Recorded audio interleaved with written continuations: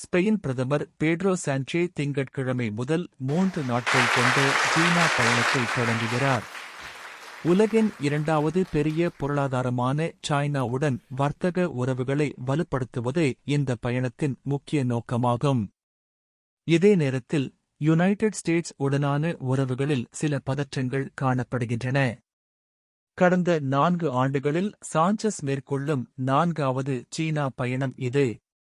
27 நாடுகள் கொண்ட ஐரோப்பிய ஒன்றியம் EU மற்றும் சீனா இடையே ஸ்பெயினை ஒரு முக்கிய பாலமாக நிலைநிறுத்த அவர் முயற்சித்து வருகிறார்.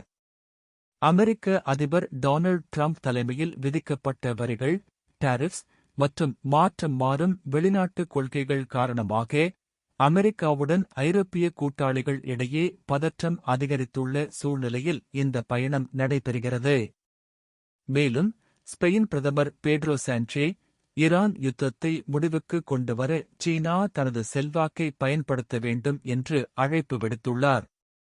ஐரோப்பா வரைபடத்தில் சிறியதாக தோன்றலாம், ஆனால் அதன் தாக்கம் மிக முக்கியமானது. அதன் ஒற்றுமை உலகின் நிலைத்தன்மைக்கும் செழிப்பிற்கும் உறுதுணையாகும். சீனாவை தவிர்த்து இந்த உலகத்தை புரிந்து கொள்ள முடியாது. கடந்த காலத்தில் சீனாவும் ஐரோப்பாவும் இணைந்து வளர்ந்திருந்தால் மீண்டும் அதேபோல் வளர முடியாததற்கு எந்த காரணமும் இல்லை.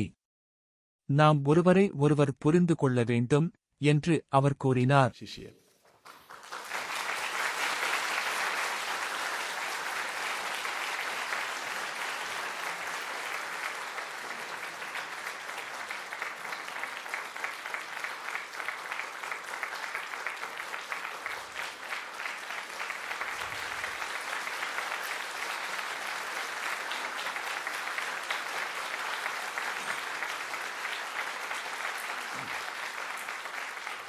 மேலும் வீடியோக்கள் மற்றும் சமீபத்திய அப்டேட்களுக்காக தமிழ் வேர்ல்ட் ரிப்போர்ட் சேனலை சப்ஸ்கிரைப் செய்து ஃபாலோ செய்யுங்கள்.